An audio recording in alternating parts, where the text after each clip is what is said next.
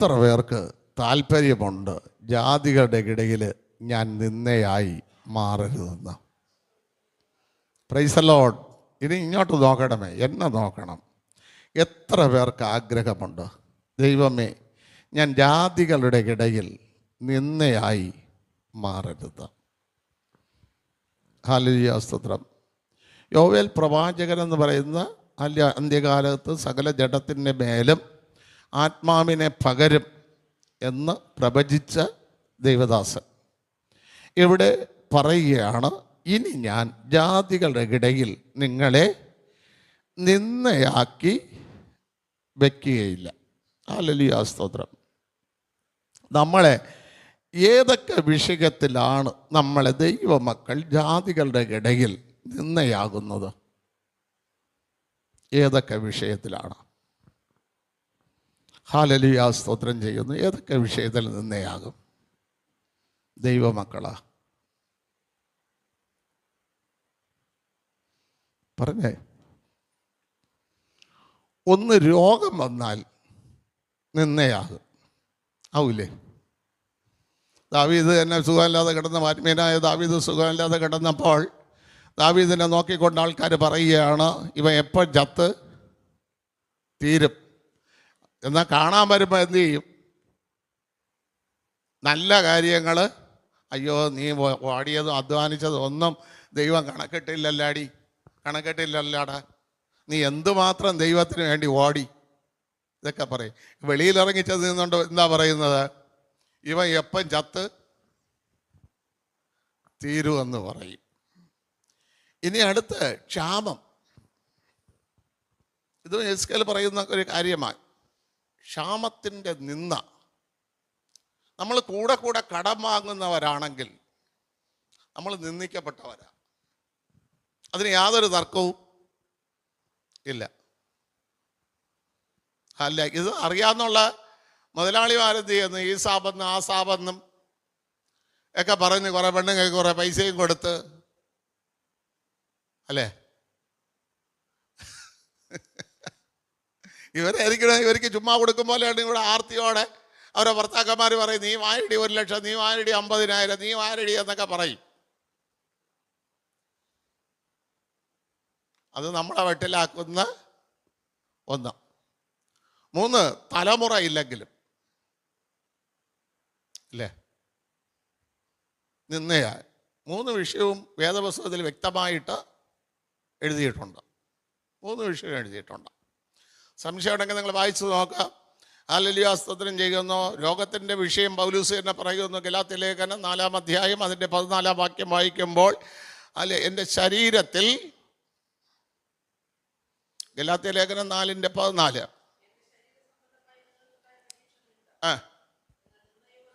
ഉണ്ട്. എൻ്റെ ശരീരത്തിലൊരു പരീക്ഷ വന്നു, അത് നിന്നയായി തീർന്നു. അതെങ്ങനെയാ ആ പരീക്ഷ പൗലൂസിന് നിന്നയായത്? പൗലൂസിന് ആ പരീക്ഷ എങ്ങനെ നിന്നയായി? പറഞ്ഞേ.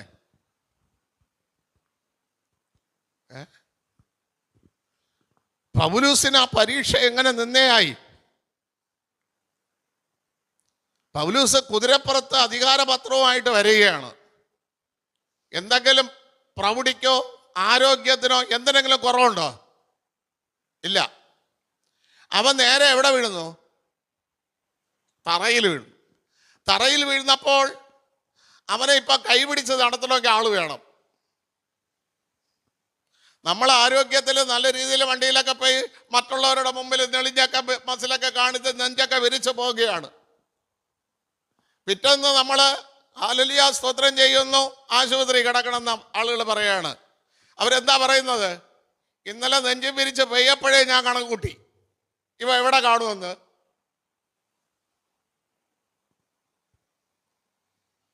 മനസ്സിലായല്ലേ? ഇവ കുതിരപ്പുറത്തെ കൊടിയും കൊണ്ട് പോകുകയാണ്. മറ്റുള്ളവരെ ഒരു ധാർഷ്ട്യമായിട്ട്, ഒരു അഹങ്കാരത്തോടെ ഉപദ്രവിക്കാനായിട്ട് പോവുകയാണ്. അപ്പോഴാണ് ദൈവം ഇവനെ തൊട്ടിവൻ താഴെ വീഴുന്നു.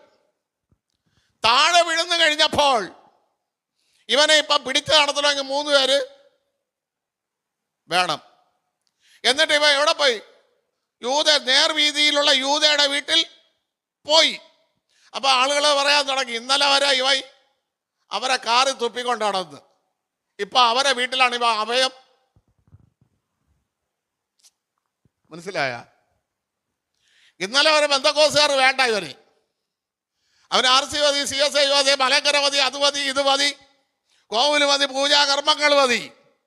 അങ്ങനെയൊക്കെ അഹങ്കരിച്ച് നടന്നോ ഇപ്പൊ എവിടെ കിടക്കണം? ബന്ധക്കോസ് പള്ളിയിൽ പ്രാർത്ഥനയ്ക്കായിട്ട് കാത്ത്.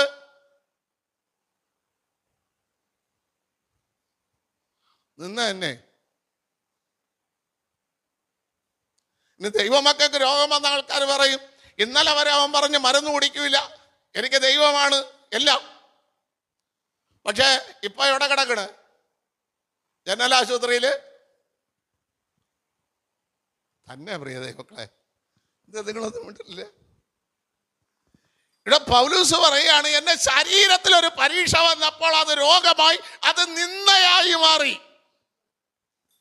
പക്ഷെ പൗലൂസിന് വന്ന ആ പരീക്ഷ എന്തിനായിരുന്നു? അതുകൂടെ ഒന്ന് പറഞ്ഞേ. പൗലൂസിന് വന്ന നിന്ന എന്തിനായിട്ടായിരുന്നു പരീക്ഷ?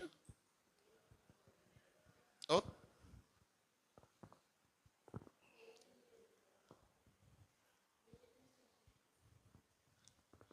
ഇത് പറഞ്ഞാൽ എന്ത് തരാം? കയ്യിൽ പൈസ ഒന്നുമില്ല. ഓ, ദൈവം തെരഞ്ഞെടുത്തത് കൊണ്ട്. ഇനി അടുത്ത്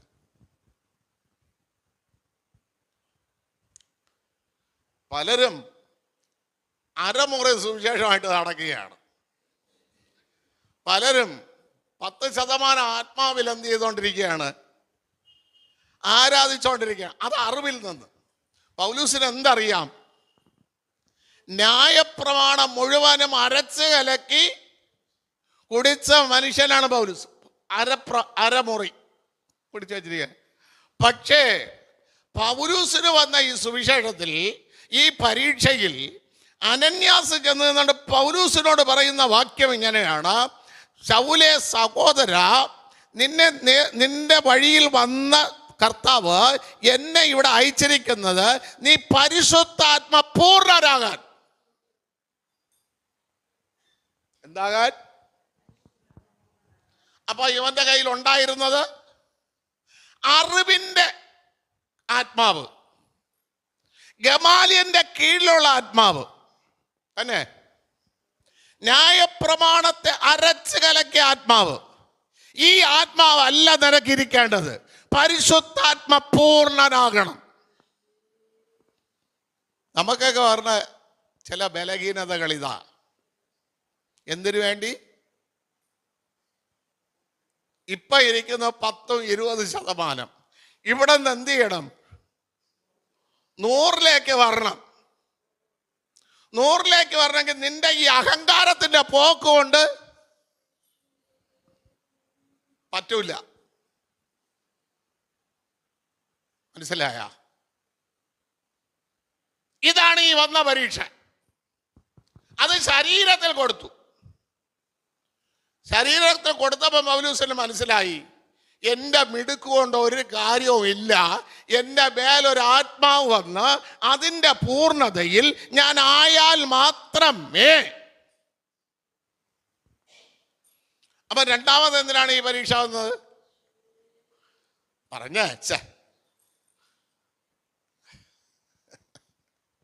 രണ്ടാമത് വന്നത് പരിശുദ്ധാത്മ പൂർണ്ണനായാൽ പൗലൂസിന്റെ കണ്ണിൽ നിന്ന് ചിലത് മാറും. നീ കാണും പോലെയല്ല, വേറൊരു രീതിയിൽ നീ കാണും. നിന്റെ കാഴ്ചപ്പാട് ഇന്ന് മോശമാണ്. ഇന്നത്തെ കാഴ്ചപ്പാട് നിന്റെ ഇഷ്ടപ്രകാരമുള്ള കാഴ്ചപ്പാടിലാണ് നീ ജീവിക്കണത്. പക്ഷെ പരിശുദ്ധാത്മാവ് വരുമ്പോൾ മറ്റൊരു കാഴ്ചപ്പാട് നിനക്ക് ലഭിക്കണം. ആ കാഴ്ചപ്പാട് ലഭിക്കണമെങ്കിൽ നിന്റെ കണ്ണിനകത്തുള്ളത് വീണം. അല്ലേ? പരിശുദ്ധാത്മാ പൂർണ്ണനായി അനന്യാസ് കൈവച്ചപ്പോൾ അവന്റെ കണ്ണിൽ നിന്ന് ചിതമ്പൽ. അപ്പം പരിശുദ്ധാത്മാ പൂർണ്ണനാകാതെ നമ്മൾ ആരാധിക്കുന്ന വെച്ചാൽ എന്ത് മാറൂല, നമ്മളെ കാഴ്ചപ്പാട് മാറൂല. ഇന്നും നമ്മൾ ഏത് കാഴ്ചപ്പാടിൽ തന്നെ നിൽക്കും. ഞാൻ വലിയവനാണ്, പിതൃപാരമ്പര്യം, വംശപാരമ്പര്യം, ആ പാരമ്പര്യത്തിൽ തന്നെ നിൽക്കും. ആ പാരമ്പര്യം മാറണമെങ്കിൽ നീ പൂർണ്ണനാകണം. പിടികിട്ടിയ? ചിലരൊക്കെ പറയണ, ചിലരോടൊക്കെ നമ്മൾ സുവിശേഷം പറഞ്ഞു നോക്ക്, RC കാരോടെ പറഞ്ഞു നോക്ക്, അവരൊരിക്കലെങ്കിലും വഴങ്ങിത്തരുമോ? ഇല്ല മലങ്കര കത്തോലിക്കക്കാരോട് പറഞ്ഞു നോക്ക്, അവർ വഴങ്ങിത്തരുമോ? ഇനി യഹോവ സാക്ഷിക്കാരടുത്ത് പറഞ്ഞു നോക്ക്, അവർ വഴങ്ങിത്തരുമോ? അവരില്ലാത്ത കള്ളങ്ങൾ ഇവരെല്ലാം. വേദപുസ്തകത്തിന് അടിസ്ഥാനമില്ലാത്തത് അവരോട് വായിച്ച് ഇന്നത് വാക്യം ഇന്നതുപോലെ എഴുതിയിരിക്കണം, പിന്നെ എന്തിന് എന്ന് ചോദിച്ചാൽ പോലും അവരെ പഠിപ്പിച്ചു വെച്ചിരിക്കുന്ന പാഠത്തിൽ നിന്ന് അവരെന്ത് ചെയ്യില്ല, ഒരാണു. കാരണം ഇവരെ മേലെ ആത്മാവില്ല. ആത്മാവ് വന്നാൽ ദൈവം പറയുന്നത് എന്താണ്? നിന്നെ ആരും ഉപദേശിക്കേണ്ട കാര്യമില്ല, ആത്മാവ് നിന്നെ ഉപദേശിക്കും. ആത്മാവ് വരണം, ആത്മാവ് ഇവരെ ഉപദേശിക്കണം. CSI പള്ളിയിൽ പേട്ടയിൽ ആണ് അച്ഛന്മാരെ പ്രാർത്ഥിച്ച് ഓർഡിനേഷൻ കഴിച്ച് ഇറങ്ങുന്നത്. എല്ലാവരെയും മുഴുകൽ സ്നാനം കൊടുത്താണ് ഇറക്കണത്. അവർ പള്ളിയിൽ വന്ന് എന്താ പറയുന്നത്?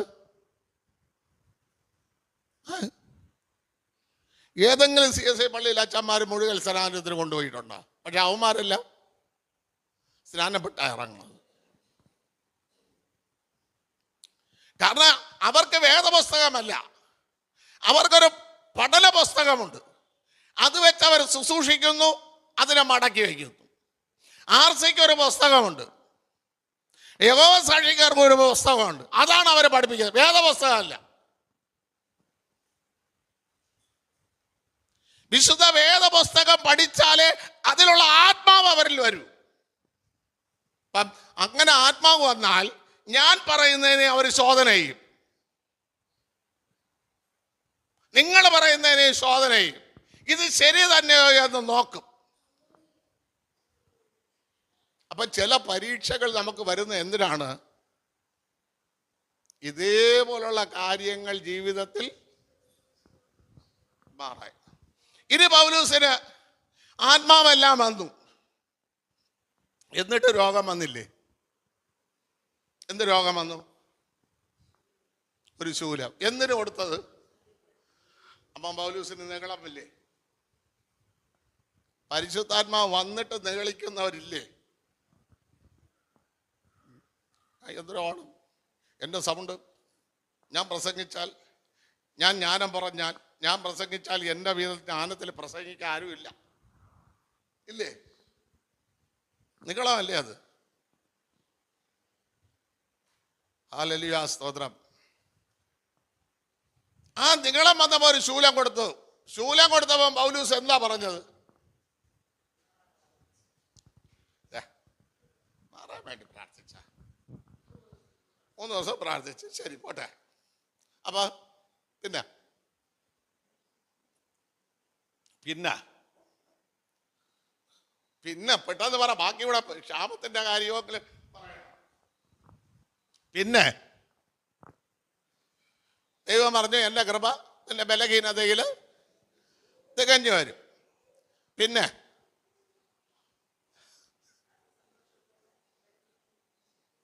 പൗലൂസ് ചിലത് ഇഷ്ടപ്പെടാൻ തുടങ്ങി. അല്ല, 9-ാം വാക്യം കൂടെ ഒന്ന് വായിച്ച, 9-10.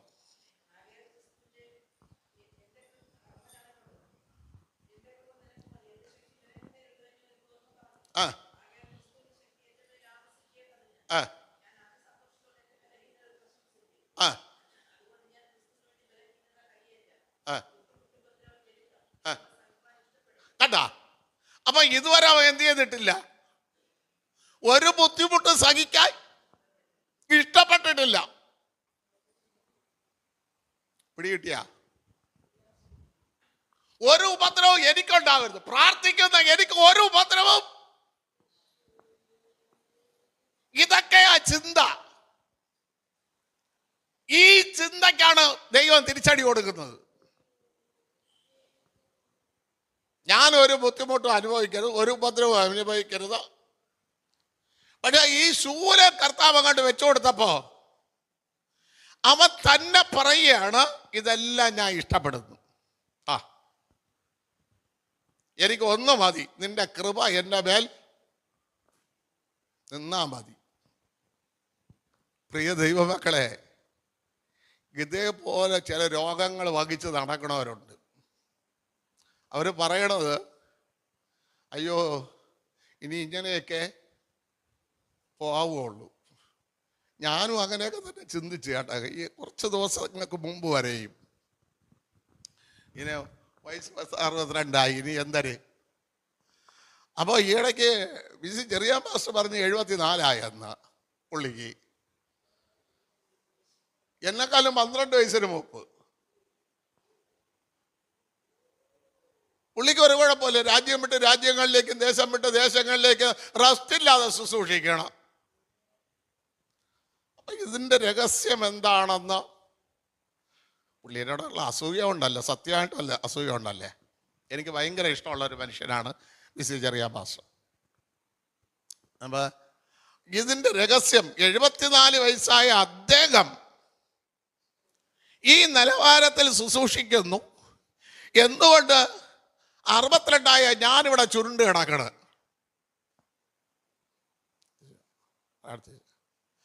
അപ്പോഴാണ് എന്നോട് ദൈവാത്മാവിനോട് അദ്ദേഹം ചിലത് ഇഷ്ടപ്പെടുന്നത്. നിനക്ക് വേദന സഹിക്കാൻ വയ്യ, അതുകൊണ്ട് വേദന ഞാൻ തന്നു. പുള്ളി സഹിക്കാൻ ഇഷ്ടപ്പെടുന്നത്.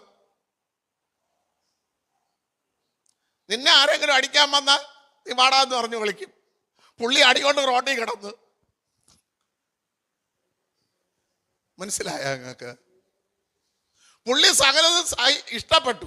അടിയെങ്കിൽ അടിച്ചോ, അതിനെ ഇഷ്ടപ്പെട്ടു. അദ്ദേഹം ശുശ്രൂഷിച്ചോണ്ട് ഇപ്പം സ്ഥിരമായിട്ട് ശുശ്രൂഷിക്കുന്ന, മാറാതെ ഒരു സഭയിൽ ശുശ്രൂഷിക്കുന്നു. ആ സഭയുടെ ഫ്രണ്ടിൽ അദ്ദേഹത്തെ അടിച്ച് മൂക്കിൽ കൂടെ വായിൽ കൂടെ രക്തം വന്നെടുത്ത് അവിടെ ഇട്ടിരുന്നു. അത് അദ്ദേഹം ഇഷ്ടപ്പെട്ടു. പക്ഷെ എന്നെ അടിച്ചാല വിവരം അറിയും.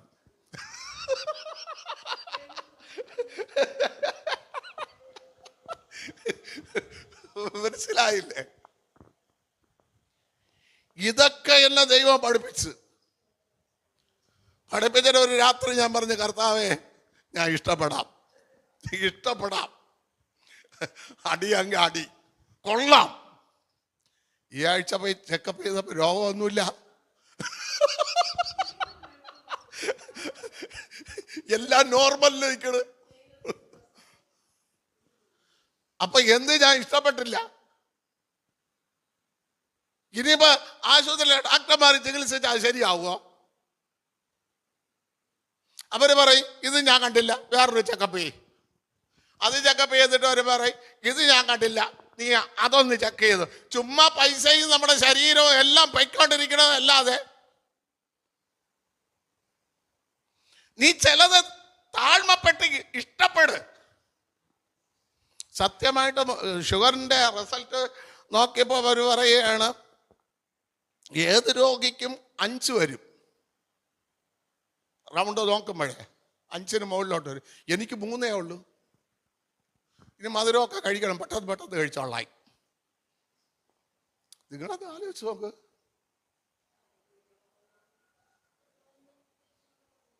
മധുരം കഴിച്ചില്ലെങ്കിൽ ഞാൻ വിഴുന്നു പോകുമെന്ന്. മധുരം കഴിക്കണോ? അപ്പൊ ഞാൻ ഇഷ്ടപ്പെടേണ്ടത് ഇഷ്ടപ്പെട്ടു. ഞാൻ പാസ്റ്ററിലെന്നാണ് അത് ഇഷ്ടപ്പെട്ടത്. സത്യമാണ്, അദ്ദേഹത്തിൻ്റെ സാക്ഷ്യമാണ്. 45 മിനിറ്റിൽ അദ്ദേഹത്തിൻ്റെ സാക്ഷ്യമുണ്ട്. ഹല്ലേലൂയ, സ്തോത്രം.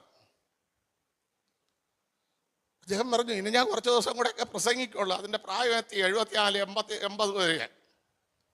ഹല്ലേലൂയ, സ്തോത്രം. 40 വർഷം കൊണ്ട് ശുശ്രൂഷിക്കുന്നു. ഇന്നും ഞാൻ ഒരു രാജ്യത്ത് പോയിട്ട് മറ്റൊരു രാജ്യത്തേക്ക് പോകുന്നു.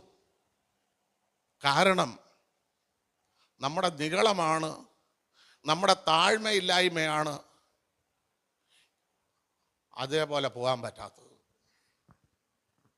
പിടികിട്ടിയ? രണ്ടാമത് നമ്മൾ അനുഭവിക്കുന്ന ഒന്നാണ് ക്ഷാമം. ഇല്ലേ? അതെവിടെ കിടക്കുന്ന വാക്യം? എസ്കേൽ പ്രവചനം 36-ാം അധ്യായം അതിൻ്റെ 28 29 വായിച്ചേ, 28, 29.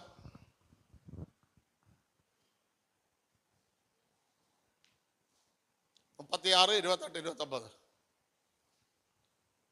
അയ്യോ, വായിക്കാൻ എടുക്കണ പാടുകൾ കണ്ട. ആ ആ ആ ആ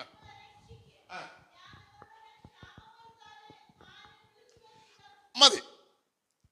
ക്ഷാമം വരുത്താതെ ധാന്യം വിളിച്ചു വരുത്തും. അതിന് എന്തൊക്കെ ചെയ്യണമെന്നാണ് ജീസസ് വായിച്ചത്?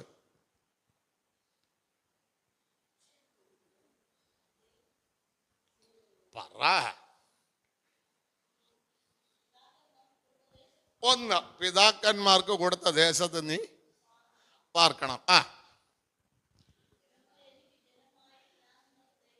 2, 1, നിങ്ങൾ എൻ്റെ ജനമായിരിക്കണം. നിങ്ങൾക്ക് വേറെ ദൈവം ഉണ്ടാകാൻ പാടില്ല, ഞാനായിരിക്കണം ദൈവം. അടുത്ത് 3ാമത്തെ വിഷയമാണ് മലിനത. നീക്കിക്കളയും. ഹല്ലേലൂയ, സ്തോത്രം. ഇതിനെ പുതിയ നിയമത്തിലേക്ക് കൊണ്ടുവന്നേ. പുതിയ നിയമത്തിലൊന്നൊരു എക്സാമ്പിൾ പറഞ്ഞു തന്നേ.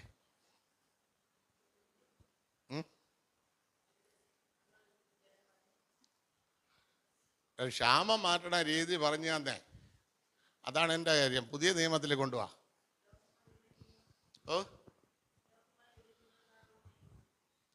പിന്നെ വിതക്കി ചുമ്മാ വിതക്കി. നമ്മളെ ഉപമയുടെ ലൂക്കോസിന്റെ സുവിശേഷം 15.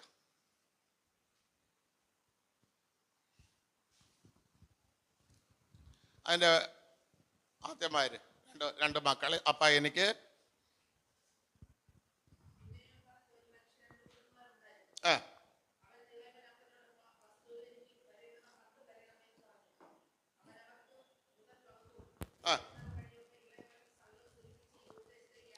ഒന്ന്, അവന്റെ യാത്ര. അവൻ ഇപ്പൊ എവിടെയാണ്? നേരത്തെ നമ്മൾ വായിച്ചത് എവിടെ പാർക്കണം? പിതാക്കന്മാരുടെ ദേശത്ത്. ഇവ ഇപ്പൊ എവിടെ? അബദ്ധം പറ്റിയത് വേണ്ട. അബദ്ധം അവന് സംഭവിച്ചു. അവന്റെ കയ്യിലിരുന്ന പണം എല്ലാം ദൂരദേശത്ത് പാർത്തപ്പോ എന്ത് ചെയ്തു? അവന് തീർന്നു. അവൻ ദരിദ്രനായി മാറി, ഇല്ലേ? അപ്പൊ അവൻ ഒന്ന് മനസ്സിലായി. എന്താ മനസ്സിലായത്? ഞാൻ ദരിദ്രനാകാൻ കാരണം അവന് മനസ്സിലായി. എന്താ? ഞാൻ തെറ്റ് ചെയ്തു. ആരോടെല്ലാം? അപ്പനോടും സ്വർഗത്തോട്. ഇനി എനിക്ക് എന്തില്ല? അപ്പന്റെ മകനെന്ന് വിളിക്കാനുള്ള യോഗ്യത ഇല്ല. ഇനി ഞാൻ ആരെ പോലെയാണ്? ഒരു കൂലിക്കാരനെ പോലെയുള്ള യോഗ്യതയുള്ളൂ. കാരണം അപ്പന്റെ ഭവനത്തിലുള്ള എല്ലാം വിറ്റ്, ചിലരൊക്കെ അങ്ങനെയാണ്, അപ്പന്റെ ഭവനത്തിലുള്ള എല്ലാം വിറ്റ് പറക്കി കൂട്ടിക്കെട്ടിയിട്ട് എന്ത് ചെയ്യാണ്? ഇവിടെ കിട്ടിയ ജന്മദേശം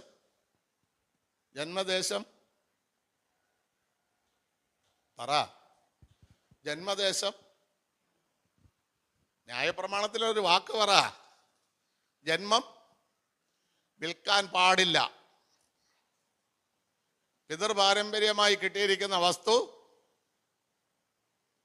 വിൽക്കാൻ പാടില്ല. പക്ഷെ ഈ മകൻ എന്ത് ചെയ്തു? വിറ്റു. അപ്പൊ ഇവൻ ആരായി? സ്വന്തം പിതാവിന്റെ മകനായില്ല, മറ്റൊരു വ്യക്തിയായി മാറി. എന്തായി മാറി? കൂലിക്കാരനായി മാറി. അപ്പനും മോനും തമ്മിലുള്ള ബന്ധമുണ്ടോ? ഇല്ല. ഇവ ഇപ്പൊ 21 വാക്യം വായിക്കുമ്പോൾ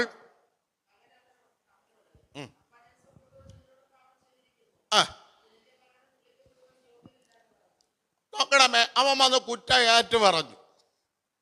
ഏറ്റു പറഞ്ഞ ഉടനെ അവനെ വീട്ടിനകത്ത് വിളിച്ച് കയറ്റിയാ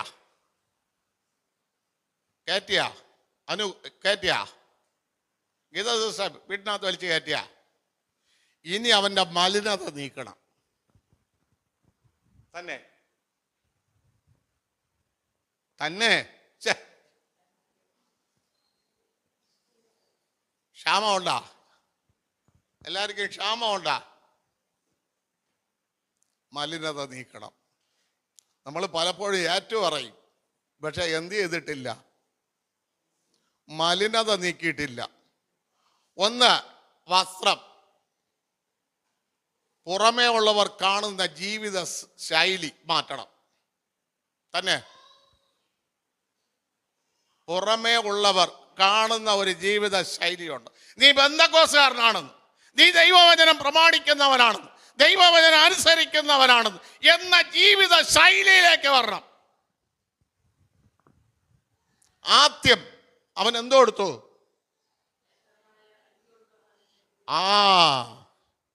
ഇവ എൻ്റെ മോനാണെന്നും ഞാൻ ദൈവവചന പ്രകാരം ജീവിക്കുന്നത് പോലെ എൻ്റെ മകൻ എൻ്റെ ദൈവവചനം പ്രമാണിച്ച് ജീവിക്കുന്നവനാണെന്നും, ഇണയില്ല പിണ കൂടാതെ പിണകളെ എല്ലാം തള്ളിയിട്ട് അവൻ വേർപാട് അനുസരിച്ച് വന്നവനാണെന്നും തെളിയിച്ചു.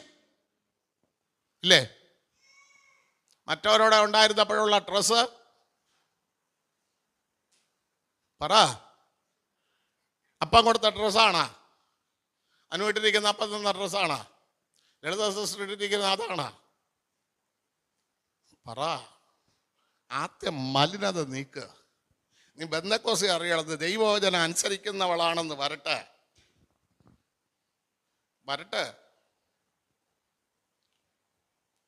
അടുത്ത കൈക്ക് മോതിരം കൊടുത്തു, അവകാശം കൊടുത്തു, മകനാണെന്നുള്ള അവകാശം കൊടുത്തു. അടുത്ത് കാലിന് ചെരുപ്പോട് അടിമത്വം മാറ്റി. അടിമ എന്ത് ചെയ്യാൻ പാടില്ല? ചെരുപ്പിടാൻ പാടില്ല. അവനെ അടിമയല്ലെന്ന് മാറ്റിയിട്ട് പിന്നെ വീട്ടിൽ കയറ്റി. ക്ഷാമം മാറാൻ പോവുകയാണ്. ഈ ഒരു അനുഭവത്തിലേക്ക് വാ.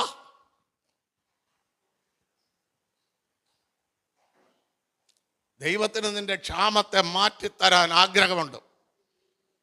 പക്ഷെ നിന്റെ അവസ്ഥ മാറണം. നീ ദൈവവൈതലായി മാറണം. അവസ്ഥ മാറ്റി അകത്ത്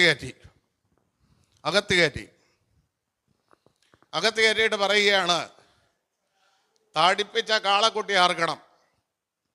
ആ വീട്ടിൽ സന്തോഷം ആനന്ദിക്കാൻ തുടങ്ങി. മൂത്ത മോയ് വീട്ടിലുണ്ട്. അപ്പൻ്റെ ഡ്രസ്സ് ഇട്ടുകൊണ്ട് തന്നെ അവൻ നടക്കണം. അപ്പം കൊടുത്ത ഡ്രസ്സൊക്കെ ഇട്ടുകൊണ്ട് തന്നെ നടക്കണത്. സന്തോഷിച്ചാ വീട്? അപ്പം നമ്മളെ വീട്ടിൽ മാനസാന്തരപ്പെടേണ്ടോ പെട്ടിട്ടില്ല. പിടികിട്ടിയാ? അപ്പം മാനസാന്തരപ്പെട്ട്, അമ്മ മാനസാന്തരപ്പെട്ട്, മൂത്ത മോൻ മാനസാന്തരപ്പെടേണ്ടത് ആര്? ആ വീട്ടിൽ സന്തോഷം കിട്ടണമെങ്കിൽ പെടേണ്ടത് ആര്? ഇളയവൻ പറയണം. നമ്മളെ വീട്ടിലും അങ്ങനെ തന്നെയാണ് അല്ലേ? നമ്മൾ പെട്ടു, ഞാൻ പെട്ടു, അവള് പെട്ടു, എന്നെ മോൻ പെട്ടു. ഇനി പെടേണ്ട ആള്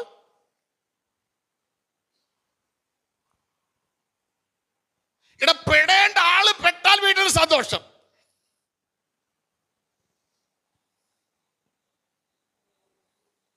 രായണം പെട്ടു, ലളിത സിസ്റ്റർ പെട്ടു, അരുണ് പെട്ടു, അജയം പെട്ട.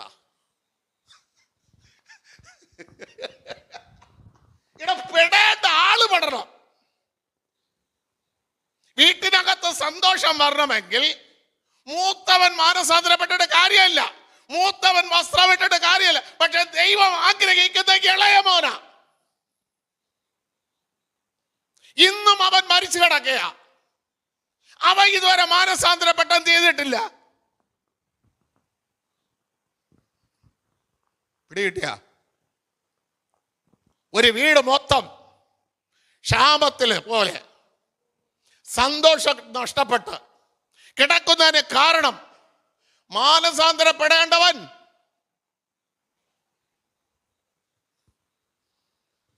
പ്രിയ ദൈവമക്കൾ, അതാ സഭാപ്രസംഗി പറഞ്ഞു, ഒറ്റ പാപി മുഖാന്തരം ഈ ഒരു മാനസാന്തരപ്പെടാത്തതുകൊണ്ട് 3 പേരുടെ നന്മയെ, 3 പേരുടെ സന്തോഷത്തെ മുടക്കി. ഇപ്പോൾ ഒരുത്തനല്ലേ അവൻ പോണെങ്കിൽ അങ്ങ് പോട്ടെന്ന് പറഞ്ഞ് തള്ളണ്ടേ ദൈവം? തള്ളിയില്ല. കാര്യം ഇവനാ പ്രയോജനം, ഇവനാണ് പ്രയോജനമുള്ളത്. അവനെ അങ്ങനെ ദൈവത്തിന് തള്ളാൻ പറ്റൂല. പ്രയോജനമുള്ളതിനെ ദൈവം തള്ളൂല.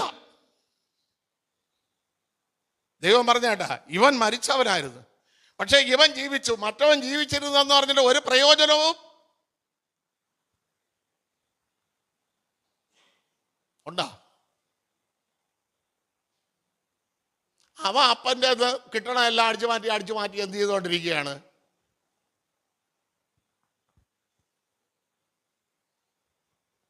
മറ്റവ മാനസാന്തരപ്പെട്ടില്ലല്ല എന്ന് പറഞ്ഞാണ് അപ്പൻ്റെ അത് കിട്ടണതെല്ലാം മൂത്തവ എന്ത് ചെയ്തുകൊണ്ടിരിക്കണേ?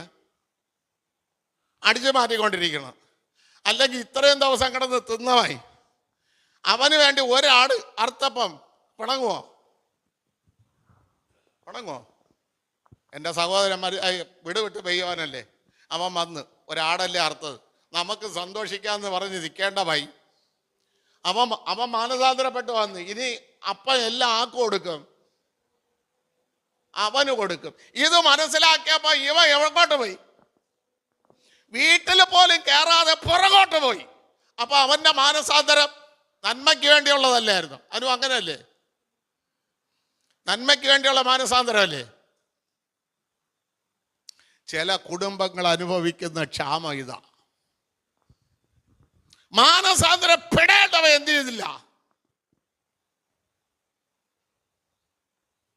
മാനസാന്തരത്തിനകത്ത് വരേണ്ടവൻ വന്നില്ല. വന്നെങ്കിൽ അവരുടെ കുടുംബത്തിലെ ക്ഷാമം ദൈവം മാറ്റും. അവരുടെ വീട്ടിലെ ഇതുവരെ ലഭിക്കാത്ത ആനന്ദം ദൈവം കൊടുക്കും. അവൻ മലിനത മാറ്റിയാ മതി. അവൻ്റെ ജീവിതത്തിലെ മലിനത ഒന്ന് അവൻ മാറ്റിയാൽ മതി. അവൻ ഇപ്പം എവിടെ കിടക്കുന്നു? കൂട്ടുകാരോടൊക്കെ കൂടി പല വീടുകളും ഒന്ന് സെർച്ച് ചെയ്ത് നോക്ക്, മാനസാന്തരം പെടേണ്ടവൻ പെട്ടിട്ടുണ്ടോ എന്ന്. അപ്പനും അമ്മയും ക്ലിയറാ, പക്ഷെ മക്കൾ എങ്ങോട്ടേക്കുന്നു? ഇടേണ്ട ആള് പെട്ടിട്ടില്ല. പെട്ടെങ്കിൽ ഹല്ലേലൂയ സ്തോത്രം ചെയ്യുന്നു, ദൈവം കൊടുക്കും. ദൈവം കൊടുക്കുമായിരുന്നു. ക്ഷാമം വിളിച്ചു വരുത്താതെ, ധാന്യം വിളിച്ചു വരുത്തി ദൈവം കൊടുക്കും, സമൃദ്ധി കൊടുക്കും. നിങ്ങൾ എന്നോട് പലരും ചോദിച്ചിട്ടുണ്ട്, പാസ്റ്റേ ഇത്രയൊക്കെ കിട്ടിയപ്പോൾ നിങ്ങളെങ്ങനെ ജീവിച്ചു പോകണമെന്ന്. ഞാൻ അവരോടൊക്കെ പറഞ്ഞിട്ടുള്ള ഒരു കാര്യം, കുഴിയാന, ആനയുണ്ട്, കുഴിയാനയുണ്ട്.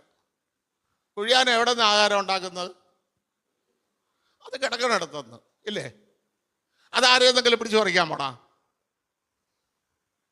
അതേപോലെ ഞാൻ കിടക്കുന്നിടത്ത് എനിക്ക് നന്മയുണ്ട്, എവിടെ കിടന്നാലും അവിടെ നന്മയുണ്ട്. എന്നെ അറിയുന്ന ഒരു ദൈവമുണ്ട്, ഞാൻ അറിയുന്ന ഒരു ദൈവമുണ്ട്. പിടി കിട്ടിയ അതുകൊണ്ട് എനിക്ക് ഭയമില്ല. ഒരു സബ്ജക്റ്റോടെ നിങ്ങൾ ക്ഷാമത്തിൻ്റെ കാര്യം മനസ്സിലായില്ല. ആദ്യം മലിനത നീക്കി വയ്ക്കണം. പെടേണ്ടവൻ മാനസാന്തരം പെടണം. വന്നാൽ ദൈവം നമ്മളെ കയറ്റേണ്ട സ്ഥലത്ത് കയറ്റും, ആനന്ദിക്കാൻ കഴിയും. രണ്ട്, ഇവിടെ മക്കള് സഖരിയാവ് പ്രാർത്ഥിച്ചു കഴിഞ്ഞപ്പോൾ സഖരിയാവിനോട് ദൈവം പറയുകയാണ്, അത് 1:13, നിന്റെ പ്രാർത്ഥനയ്ക്ക് ഉത്തരമായി. എന്നിട്ട് ദൈവം സഖരിയാവിനോട് പറയുകയാണ്, നിനക്കൊരു മകൻ ജനിക്കും. വായിച്ച നിന്റെ പ്രാർത്ഥനയ്ക്ക് ഉത്തരമായി. നിന്റെ ഭാര്യ എലിസബത്ത് നിനക്കൊരു മകനെ പ്രസവിക്കും. അവന് യോഹന്നാൻ എന്ന് പേരിടണം. ഒന്ന്, നിനക്ക് എന്തുണ്ടാകും? ഈ മകൻ നിനക്ക് സന്തോഷവും ഉല്ലാസവും ഉണ്ടാകും. അവന്റെ ജനനത്തിങ്കൾ പലരും സന്തോഷിക്കും. ആ ആ ആ ആ ആ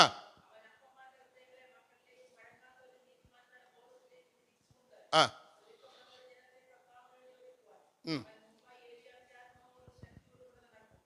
ഇതല്ലേ സക്കറിയാവ് പ്രാർത്ഥിച്ച പ്രാർത്ഥന? ഇതല്ലേ? 39 പുസ്തകങ്ങൾ മാത്രം വായിച്ചിട്ടുള്ള സക്കറിയാവ്. പഴയ നിയമത്തിന്റെ 39 പുസ്തകങ്ങൾ മാത്രമേ സക്കറിയാവ് എന്ത് ചെയ്തിട്ടുള്ളൂ? വായിച്ചിട്ടുള്ളൂ. ആ പുസ്തകങ്ങളിൽ എഴുതിയിട്ടില്ലേ, യഹോവയുടെ വലുതും ഭയങ്കരവുമായ ദിവസം വരും, അന്ന് കൊമ്പും വേരും താളടിയാകും. അതിനു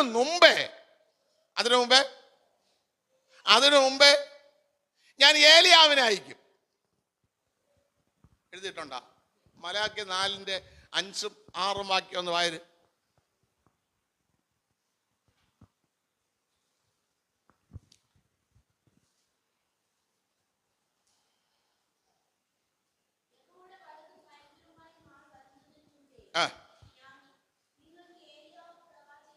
കേട്ടാ, ഞാൻ നിങ്ങൾക്ക് എന്തിനെ അയക്കും? ഏലിയാ പ്രവാചകനെ അയക്കും.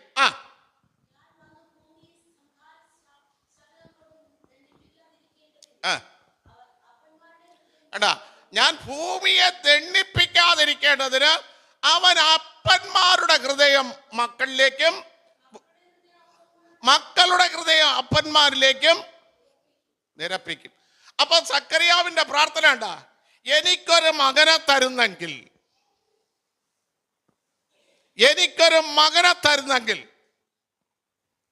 ഇതേപോലത്തെ മകനെ തരണം. എങ്ങനെയെങ്കിലും അല്ല പ്രാർത്ഥിച്ചത്. 39 പുസ്തകങ്ങൾ മാത്രം വായിച്ച് പരിചയമുള്ള സക്കറിയാവ് വാർദ്ധക്യത്തിലേക്ക് പോകുമ്പോ പറയാണ്, എങ്ങനെയെങ്കിലും ഉള്ള ഒരു മോൻ എനിക്ക് വേണ്ട. എനിക്ക് തരുന്നെങ്കിൽ ദൈവത്തിന്റെ കോപം എന്നിൽ നിന്ന്, ദേശത്തിൽ നിന്ന് മാറ്റത്തക്ക രീതിയിൽ ഇടിവിൽ നിൽക്കുന്ന ഒരു മകനെ എനിക്ക് തരണം. മനസ്സിലായ? ചിലരുടെ ഗർഭം നീട്ടി ദൈവം കൊണ്ടുപോകണം. അതിനാ എങ്ങനെയുള്ളത് കൊടുക്കണം? കൊടുത്ത ശ്രേഷ്ഠമായത് കൊടുക്കണം. ദൈവത്തിന് അതാ ഇഷ്ടം. ദൈവത്തിന്റെ കോപം വരുന്നതിന് മുമ്പേ അതിനെ തടഞ്ഞു നിർത്തുന്ന ഒരു തലമുറ. സക്കറിയാവ് പ്രാർത്ഥിക്കുക, എനിക്ക് അങ്ങനെയുള്ളത് തരണം. അപ്പോൾ സക്കറിയാവിനോട് ദൈവം പറയാം, സക്കറിയാവേ, നിന്റെ പ്രാർത്ഥനയ്ക്ക് ഞാൻ ഉത്തരം തന്നു. ഉത്തരം തന്നപ്പോ വയസ്സായി. ഈ കുഞ്ഞ് എപ്പോഴും ജനിക്കണം? പറ. കർത്താവിന് 6 മാസത്തേക്ക് മുമ്പേ അല്ലേ ജനിക്കേണ്ടത്? കർത്താവിനല്ലേ വഴിയൊരുക്കേണ്ടത്? അപ്പൊ നേരത്തെ ജനിച്ച എവിടെ വഴിയൊരുക്കും? ആക്ക് വഴിയൊരുക്കും?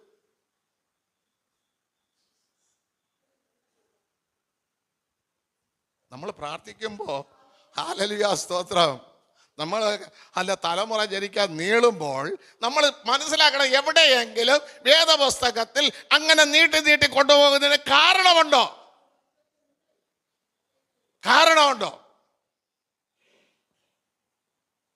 നീട്ടി കൊണ്ടുപോയി ദൈവം. ഞാൻ പറയട്ടെ, ഹല്ലേലൂയ സ്തോത്രം ചെയ്യുന്നു. ഹന്ന ദൈവസന്നിധി പ്രാർത്ഥിച്ചു അല്ലേ? പ്രാർത്ഥിക്കുമ്പോൾ എങ്ങനെ പ്രാർത്ഥിച്ചിരിക്കും?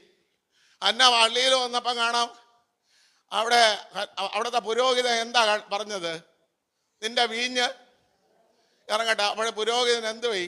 ദർശനം പോയി. 2, ഹന്ന പള്ളിയിൽ വന്നപ്പോൾ എന്തില്ല? വചനം ഇല്ല. ചുമ്മാ വന്ന കുറച്ച് കാര്യങ്ങളൊക്കെ പറഞ്ഞിട്ട് കാണിക്ക എടുത്തോണ്ട് പുരോഹിതനും ഇതെല്ലാം പോടും. അപ്പൊ ഹന്ന എങ്ങനെ പ്രാർത്ഥിച്ചിരിക്കും? കർത്താവേ, എനിക്കൊരു മകനെ തരണമെങ്കിൽ അവൻ എന്തുള്ളവരായിരിക്കണം? ദർശനമുള്ളവനായിരിക്കണം. 1. 2, അവൻ വചനമുള്ളവനായിരിക്കണം. അല്ലേ? 3, അവൻ ആലയത്തിൽ വിളക്ക് കെടുമ്പോഴേ മുമ്പേ കിടക്കാം. അപ്പോൾ ആലയത്തിൽ എന്ത് ചെയ്യുന്നുണ്ട്? വിളക്ക് കെടുന്നുണ്ട്. കെടാൻ പാടുണ്ടോ? നിരന്തരം കത്തിക്കൊണ്ടിരിക്കണം. ഇത് 3 നടക്കുന്ന സമയത്ത് ഹന്ന വന്നപ്പോൾ കാണാം ആലയത്തിൽ ഇങ്ങനത്തെ സംഭവം നടന്നുകൊണ്ടിരിക്കണം. അവൾ പറയുകയാണ്, എൻ്റെ സങ്കടം നോക്കി എനിക്കൊരു മകനെ തരണമെങ്കിൽ അവനെ ഞാൻ ദർശനമുള്ള മകനാക്കി, വചനമുള്ള മകനാക്കി, വിളക്ക് കെടുന്നതിന് മുമ്പേ ആലയത്തിനകത്ത് ഉറങ്ങുന്ന മകനാക്കി തീരേണ്ടതിന് ഞാൻ നിനക്ക് തരും.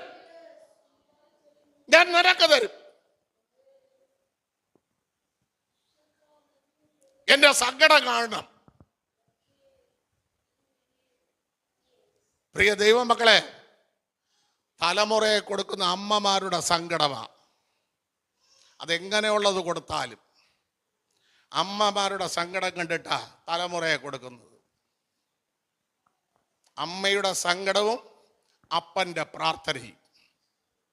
അമ്മയ്ക്ക് സങ്കടം ഉണ്ടാകണം, കരച്ചിലുണ്ടാകണം, കണ്ണുനീരുണ്ടാകണം. സാറയ്ക്ക് തലമുറ ഹാഗറിന് കൊടുത്തു. ദൈവം പറഞ്ഞത്, നിന്റെ സങ്കടം നോക്കി ഞാൻ നിനക്കൊരു മകനെ തരും. റാഗേലിന് കൊടുത്തു. നിന്റെ സങ്കടം കൊണ്ട് ദൈവം റാഗേലിന്റെ ഗർഭം തുറന്നു. ഹന്നയ്ക്ക് കൊടുത്തു സങ്കടം. അപ്പന്റെ പ്രാർത്ഥനയും. കരയേണ്ടതാര്? അമ്മ. അപ്പൻ എന്ത് ചെയ്യണം? പ്രാർത്ഥിക്കണം. എങ്കിൽ എസ്കേൽ പ്രവചനം 36:15 നമ്മൾ 14-15 വായിക്കുമ്പോൾ ദൈവം പറയുന്നത് എന്താണ്?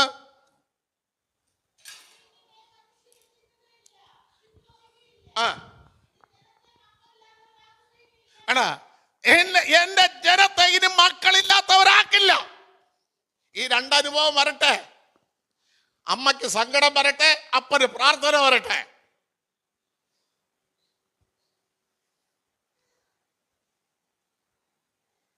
തലമുറ ഇല്ലാത്തവരാക്കി മാറ്റില്ല. വാഗ്ദത്ത തലമുറയെ തരും.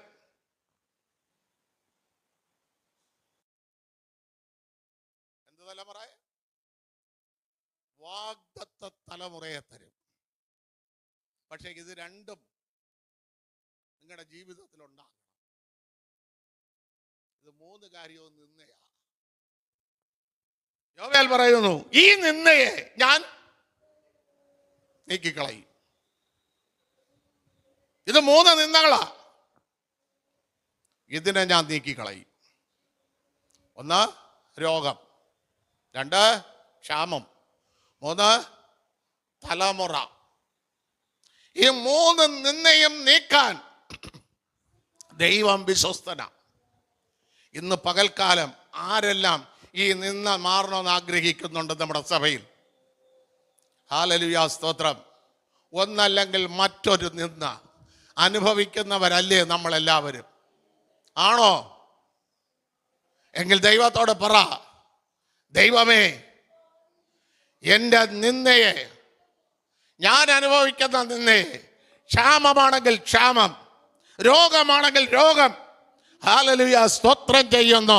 തലമുറ ഇല്ലാത്തതാണെങ്കിൽ അത് ഏത് നിന്നയായിരുന്നാലും ഇന്ന് പകൽക്കാലം കേട്ട തിരുവചന പ്രകാരം എന്നിൽ നിന്ന് മാറിപ്പോകണമെന്ന് എല്ലാവരും കൈകളങ്ങൾ അടിച്ച ദൈവത്തോട് ഒരു നിമിഷം ഹല്ലേലൂയ, ഹല്ലേലൂയ, സ്തോത്രം.